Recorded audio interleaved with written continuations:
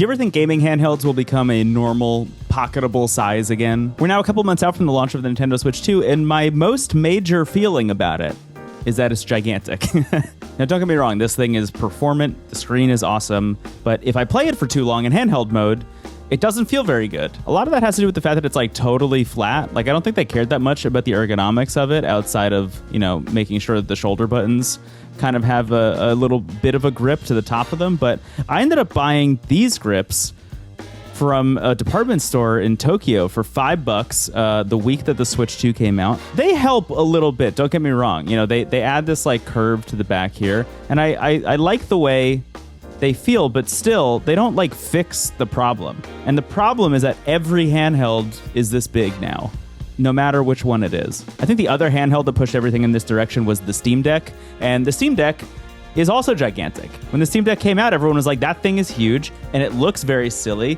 I mean, the D-pad is like hanging off of one side almost, and so is the B button on the other side. But at the very least, look at those grips. They got some big grips. Despite how heavy it is, the Steam Deck is surprisingly comfortable to hold and play for long periods of time. I don't find myself playing really intense games. Like, I know this was a real Elden Ring machine for a lot of people. It never really was for me. But for playing kind of smaller scale indie games or story-based stuff or RPGs or whatever, the Steam Deck was like my go-to for years. But the problem with both the Steam Deck and either the Nintendo Switch 1 or the Nintendo Switch 2 is that they're too big to like bring with me. You know what I mean? I feel like every handheld that comes out now needs a case on it if I want to take it anywhere. Like, I've been using the ROG Ally X for most of the year, and I got this D brand case, first of all, just to add some more grip to this thing, because again, it's gigantic and it's heavy and it doesn't feel super great to hold for long periods of time, but it also has this cover on it, so I can slap it on and then travel with it. Even then, though, I'm not about to bring the ROG Ally X or the Nintendo Switch 2 on a subway. Like, at no point did I think to myself while I was commuting back and forth between Brooklyn and Manhattan to go to the office, I'm going to take my Switch, I'm going to put my Switch in a case, and then take that case and put it in my bag, and then hope I get a seat on the subway, and if I do, for those 30 minutes, I'll play the Nintendo Switch by opening up my bag and then the case and then taking the Switch out and then playing it. That never occurred to me, and I see almost nobody doing it. That doesn't mean I actually see nobody doing it. I have seen people do it, and I've actually seen people miraculously not even have a seat on the subway. They'll just be like standing in the middle of a train car playing the Steam Deck. And like, more power to you if you have that power within you. I definitely don't. I don't even think it's a nostalgia thing to wish for handhelds that are like kind of a more reasonable size again. Like, the Nintendo DS and Nintendo 3DS are wonderful devices that fold closed, fit in my pocket. I don't feel like I need to put them in a bag. They are their own case in a way, and they have wonderful games on them that feel purpose-built for playing on the go. I've actually spent the last 6 months playing games on the PSP, which is kind of where this entire feeling came from. Specifically, I've been playing a lot of games on the PSP Go, which, in my opinion, is like the coolest device ever made by anybody. I mean, look at this thing. When you close it like this, it turns into a little clock. Isn't that so nice? All of this was in preparation for an episode of a show that I co-host called Into the Aether, where every year we'll play like every great game from a console's library and then talk about it for hours and hours and hours. So if you want to hear me and my co-host talk about the PSP and every great game on the PSP for about 7 hours, the link's in the description. Regardless, I've just been really blown away by the games I'm playing on the PSP, this thing that folds up into nothing and fits in my pocket very easily. And the experiences and the games you have here are just as fun now as they were in the early 2000s when they came out. I think the interesting cultural shift that we've seen in terms of the games that we play on handhelds and the ones that we take with us is that all of these games are being built for every platform. The expectation for consumers is that any game that comes out should be playable anywhere. And sometimes that means playing natively on the console, like with the Switch 2 or with the Steam Deck, but sometimes that also means streaming it to your console, like with Xbox Game Pass or Nvidia GeForce Now. But when I think about the games that were released on the PSP or the Nintendo DS at the same time, the ones that really stand out to me are the ones that feel purpose-built for the platform. It's the ones where the developers got their hands on this hardware and they said, what game can I make for this that I can't make for anything else? Alternatively, what we're seeing now is that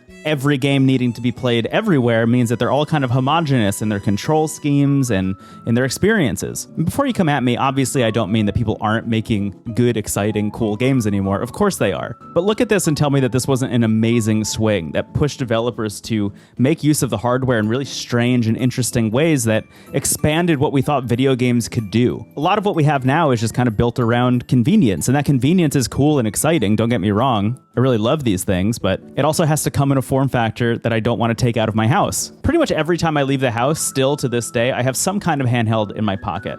On the flip side, the ROG Ally X comes with me basically if I'm leaving the house for multiple days. But if I'm like going to meet up with a friend at the movies or something and say I'm going to be there 30 or 15 minutes even before my friend shows up, it's really nice to have something like the PSP Go in my pocket that I could just flip on and make a little bit of progress in something. I think a lot of the reason these devices need to be so big now is outside of just the fact that all games need to be playable on all devices, is that people are demanding more performance out of games than they ever have before. It's amazing to go on like the Steam Deck subreddit and see people flipping out about a new AAA game not being playable on the Steam Deck at launch.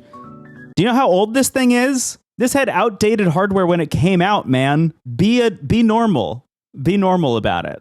I do think it's worth mentioning, though, that there is one place where handhelds are still small and pocketable and portable, and that's in the emulation handheld space. If you know anything about me, you know I have a lot of emulator handhelds. I have reviewed them on this channel and on my blog and elsewhere. I have a whole podcast about it called Next Portable Console, where I really put an emphasis on portability. For example, this is portable, but not pocketable. We're living at a time where there are a bunch of manufacturers making interesting handhelds that are different sizes and form factors, and it's really cool to see. Like if you've ever been playing the Game Boy Micro and you thought to yourself, man, what if I could play PS1 games on here?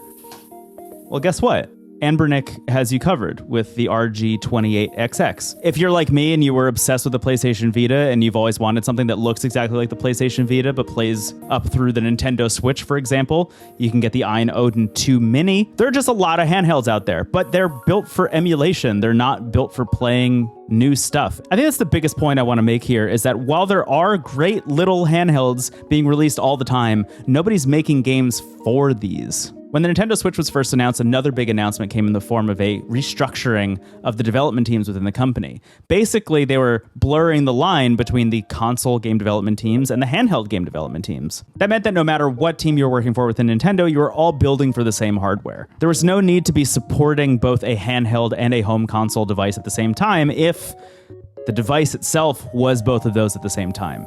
In the past, for Nintendo, having a device for each was pretty helpful. In instances where things like the Wii U was flopping, the 3DS was succeeding, and that was great for Nintendo because they had something that was working that they could invest a lot of time and effort into. This was actually one of the biggest problems with Sony and specifically the PlayStation Vita, because when the PS4 came out, all eyes were on the PS4, and Sony was like, we really need the PS4 to succeed. That unfortunately meant this thing was being left completely in the dust. The PlayStation Vita was not selling as fast as the PlayStation 4, so they just stopped making games for it, and they stopped talking about it at E3s year after year after year after year until people just assumed it was dead, and then eventually it was officially dead. But if you look back at the libraries of the Game Boy and the Game Boy Advance and the DS and the 3DS and the PSP and the Vita, there are these incredibly rich libraries of really inventive games. Even the ones that were striving to be console quality games in a portable form factor were also built in a way that understood that you might be playing this on a bus, and you might only have 5 minutes between bus stops